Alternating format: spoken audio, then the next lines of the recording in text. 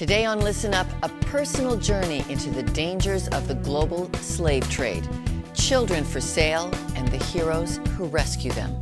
That's next.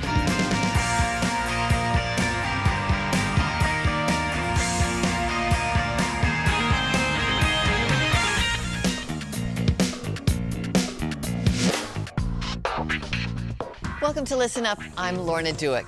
Today, we take you to a story we created to say it's time for this TV program to give to those who need help. We have files of facts here, but the file that troubles us most is the one on the global slave trade. More people live in bonded slavery today than when the slave trade was abolished in the 1800s. We're not talking about bad jobs, low income, but rather a complete loss of freedom. Over 21 million people around the globe are trapped in modern-day slavery. Today, we'll introduce you to children who are at risk of facing that future, and this is our program to make a difference in their lives. We warn you that this broadcast is not suitable for young children. Arriving in Cambodia is an immersion into the exotic. For the vacationer, there'll be no shortage of sights. Stunning temples, congested markets, fabulous restaurants, and endless local curiosities. And on the back of my motorized rickshaw, a chilling reminder: children can be sold for sex here. Cambodia is just one of 57 countries in the world where child sex tourism is at work. It's a destination country for that crime. Today we will take you to a community of children who are at the greatest risk of being sold. Sold into the sex trade by their own parents. Sold as objects to make money for the family. Our journey begins by following children at risk into their weekly visit to a haven of safety. Their voices are a sweet prayer. Their goodness, a contrast to the threat of evil around them. Will this church stop these children from being sold? That's part of the prayer of this pastor and those who work with these children. Today we'll investigate their hopes and those who respond to them. Here's how it's happening. There's many who work here to stop sex trafficking, and we'll travel with Kim Bui for a closer look. It's become a norm to sell their children. Even they're only 6 years old, and for some of them very young, only 6, and most of them like under 12 years old, all of them under 12. So that's a normal thing for the Vietnamese parent to sell their children. That's the main thing. Kim has known plenty of danger in her life. As a child, she hid in the U.S. Embassy in Saigon and escaped the Vietnam War on the last American flight leaving the country. She made her way through refugee camps to Canada and eventually became an accountant for a stockbroker in Toronto. Out of her profits, she came to Cambodia. It's in 2001. I came here at a short term, just like tourist, to visit my sister. And I heard a lot about children for sale, and my sister crying out to her many times. I felt sorry. But until one day, my sister pointed at one girl, she's about 12 years old, and told me that that girl going to be sold by her parents. So that night I couldn't eat, I couldn't sleep. I cried out to God. I said, why God? And I asked God to send me back here. So now I'm here. Realizing a child she had taught had been sold into the sex trade launched Kim into a career change, from comfort to managing over 450 children who are part of the New Hope School Project. Like her, they too have fled Vietnam with their parents. We try to give the girl education and give her a vocational training, a trade, so she won't, at least she can ask the parent not to sell her, like for her to bring the money home in a couple of years when she finishes school. Now Kim finds herself part of the missionary movement to help them. Their beauty, their composure are as compelling as their dreams. Like the tidy uniforms New Hope School provides, they project an image of the special status we expect children to have. My name is Yang. I'm 15 years old, and I like to study furthermore to learn all the language like Chinese, Vietnamese, English, and I want to be well educated. But this week, one of the girls that should be among her school chums is missing. She's not going to church today because usually they come to church. But usually when they need the time selling, they pull the girl out from the church. I'm going to lose one girl because the father lost money in cockfighting. And so the girl told me that she's going to be sold by her father, because her father lost much money in gambling. It's hard to tell what these children think of the risk they live in, but one thing is sure, they are friends with God. This is their tiny church. Not one parent is present. Each child heads to church alone. They know they are loved by God. I think they believe in God will rescue them. Even during that time, they would cry out to God because He's the one they put the trust in Him. And probably they would ask, why God?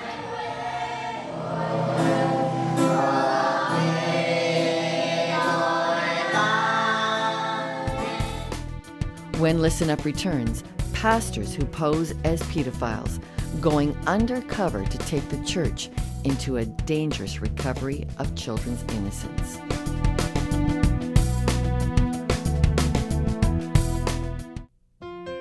This segment brought to you by Samaritan's Purse. For more information, visit SamaritansPurse.ca.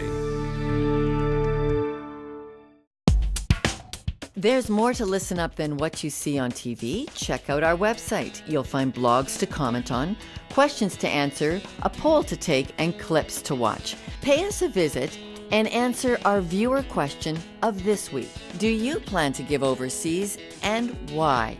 Write to us at listenup@listenuptv.com. Listen Up is back looking at our action plan for how we can make a difference against modern-day slavery. I'm shocked where today's slaves are trapped. We're continuing our look at one dimension of that crisis, children for sale. We take you back to Cambodia, where pastors are determined to stop the crisis, even if it means posing to be a pedophile.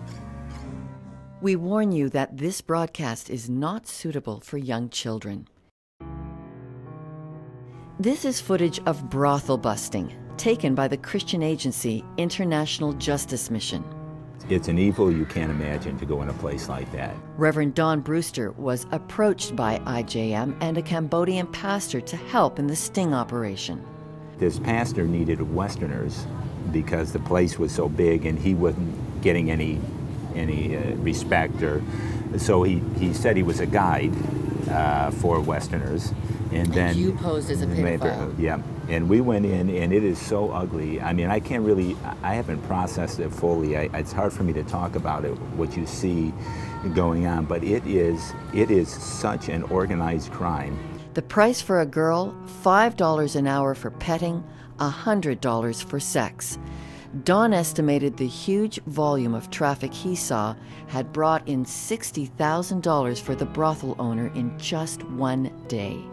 Imagine you walk into a room and this man tells you can do whatever you want to the girls, and then he parades over 100 girls in front of you, young girls. We would estimate that 80% were under 16 years of age.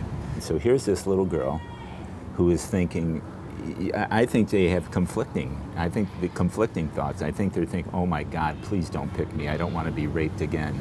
And I think there's part of them that says, oh my God, if he doesn't pick me, who am I and how can I get money for my family?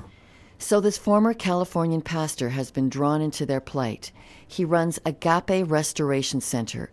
52 rescued girls are kept here in this highly guarded, peaceful location which we cannot tour you through. We actually have pastors who have now been aware of what's going on and have been given some training about what to do, that are actually working as undercover pastors that go into brothels and karaoke bars and provide the information to NGOs and the police. And in the last 6 months, they've rescued 10 girls. Don works closely with Cambodian pastors and IJM on the referrals to safety. I believe that the key to this problem is the church. The church here in Cambodia, and actually the church outside of the country, but the church within the country of Cambodia has the ability to change this. Back at New Hope's little school-based church, this pastor agrees. I have children, and I know that they are the gift from God. We will do everything in our power to protect them, and we want to teach them about God so that they can follow us to serve God. And by the end of the church service, Dune and Min had worked with missionary Kim to evacuate 3 children in danger. With their legal paperwork done, I rode along as Kim drove them into the network of care available to workers in Phnom Penh like Ruth Elliott. Ruth, do people sell their children because of the poverty? With all the families that I've ever worked with here in nearly 5 years of working in Cambodia, what I see is that the families that sell their children are greedy. They want the money, but they don't work. The parents refuse to work in most of these cases. They don't want to work, and they have gambling habits, so that the child's earnings will be supporting other families' gambling habits, and alcoholism. It's very, very prevalent.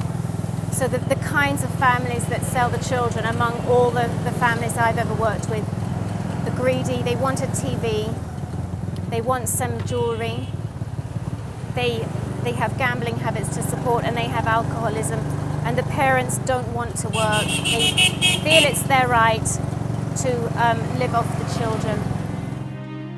Ruth is a Cambridge University-trained psychologist who couldn't get her teenage idealism out of her mind, a hope that one day she'd be using her career to rescue people from the sexual slave trade. She's now created Daughters, a Cambodian employment program for girls who want to leave the sex trade. Without alternative income, they have no other choice because their families demand the income. And that's why they're in the brothel. They don't want to be in the brothel. They don't choose to be in the brothel, but their families have put them there, and their families take the money, and the girl will stay there because it's a cultural expectation that children support parents. So, but they don't want to be there, and so given the opportunity, they leave. The opportunity here is about learning skills in cake making, needlework, and creating hip t-shirts and bags. Ruth searches for North American markets to purchase the products so these girls stay employed. When Listen Up returns, how one girl destined for the sex trade became a beautiful model of hope to her students at risk. That story coming up.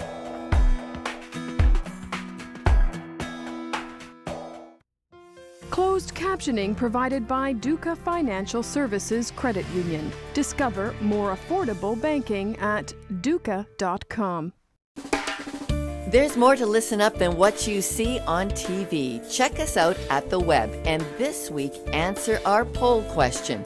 Who gets the blame for children in the sex trade? There's a multiple choice just for you at listenuptv.com. Listen Up is back with our launch into caring for one of the most vulnerable needs on the planet, the exploitation of children for sale for sex. I'll take you back to my trip to Cambodia to show you those getting to the heart of the problem and the hope they bring. We traveled more than 11,000 miles to learn what over 750,000 visitors to Cambodia discover each year. There is beauty here. Tourism is a major industry. This country is frantically building its society after war, famine, and dictatorship of the 1970s and 80s killed almost 2 million people. And desperate for industry, sex trafficking flourishes here, including the sale of children for sex, children as young as 5. I hope that we learn to address the demand, because if we don't address the demand side, we are never ever going to see a change in Cambodia. If I work 26 hours a day, 500 days a year for the rest of my life, I'm not going to see a change unless we actually start making a difference on the demand side. Helen Sworn created a coalition of over 40 groups, all working to stop human trafficking in Cambodia. They use material like this in public education campaigns to warn children about pedophiles and the sex trade. So then when we've told the stories of the good boy and daughter, we give the children these cards, and this says here on support card. So it's got a picture of the good boy and the daughter on the front, and then on the back it has a police hotline number for the anti-trafficking police, and then a telephone number of a human rights organisation and our number. So if any children need to have intervention, they can call the number and then we will intervene as best we can, whether that's through one of our member organisations or through a human rights organisation or through the police. Then we agree to either meet up with the child or get somebody else to intervene. And their work is amongst the unthinkable. This is undercover footage from brothel busting that has helped put Cambodia's crimes against children on the world map. Work from International Justice Mission that caught the attention of this lawyer. Having come over here now and working with IJM and seeing it up close, I realized that I was really ignorant and I was blinded to what's really going on and the massive and urgent need for people to get involved and do something about this, and to not say, well, this is somebody else's problem because it's happening halfway around the world from where I live and work. Because the impacts of the commercial sex industry don't just stay within, a nice, neat the borders of Cambodia or Thailand or Myanmar or Malaysia or wherever it would be. These are issues that cross borders and result in transnational and global problems. This teacher at one of the 5 New Hope schools for vulnerable children understands his warning. When I was a child, my family very poor and they have a lot of debt. And I think without Jesus, knowing Jesus, I will be in the same dangers like the other children. But it was the church that reached this family in crisis. When my parents became a Christian, they learned the Bible. And they learned that they have to love the children and love everybody. And they know it's a sin to sell the children. So that's why they don't sell me. Now from her classroom at New Hope, Yim helps other children. Hers is one of 5 New Hope School. Yim's classroom floats on a riverbank where poor and stateless families live, not wanted by Cambodia or neighboring Vietnam. She says since putting the children into this class and working with their parents to help them see their potential, she has only lost 3 of the students to the sex trade. These are literally the kind of precarious steps being taken to reach these children that are at such great risk. I'm in between 2 floating classrooms here run by New Hope. And the strategy is that if you can offer free schooling to children who are stateless, unregistered, that you can begin to show the beauty and the potential of what children were meant to be. So the work for Cambodia's vulnerable children continues, training pastors to break up brothels, trauma care in secluded shelters, giving jobs and an alternative paycheck to girls who are pressured to provide for their families, legal work to back up this Cambodia assault on sex trafficking. Everyone agrees it's one child at a time, one family at a time. You've got to get at hearts that are transformed to say, you know what, there's something morally wrong about what I'm doing. Now, it's hard to imagine that from Western cultures, that you wouldn't think that selling your children or using the women and the children in a community to produce income through such a horrible means. You wouldn't think that there would be a morality issue or question there, but this is a community where that's the case. they need to be shown and have the light turned on to see the dignity and the value and just the beauty in every individual from child to adult. And while these children pray for a beautiful life and loving family, I get ready to head home. My missionary tour guide, Kim, will stay and work on the root of the problem. I need at first people pray for us in here, for the protection of the girls. And also more people come here to share the gospel. Because only with the gospel can change people's heart. Nothing can change the parent heart. Only when they know Christ, they know it's a sin to sell their children.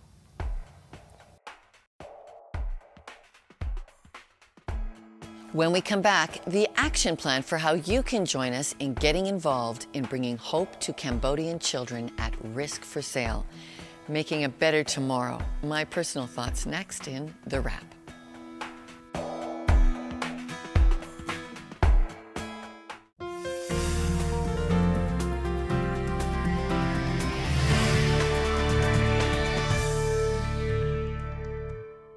One of the realities in television is that you've just looked in on the lives of children who are at risk of being sold. Children who live 12,000 miles away, but now, like us, you've met them and the courageous people helping them. So what should we do next? We did not tell their story to entertain, but in a focused effort for help to New Hope schools and churches who rescue those children who are in danger of being placed for sale in the global sex trafficking trade. They need our help. They need our donations.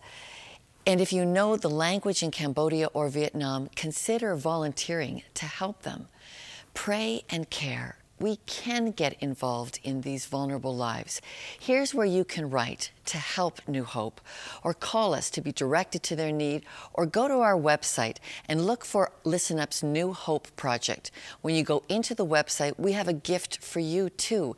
It's a free recipe for you there that Dave, our cameraman, and I created as we gathered this story in Cambodia.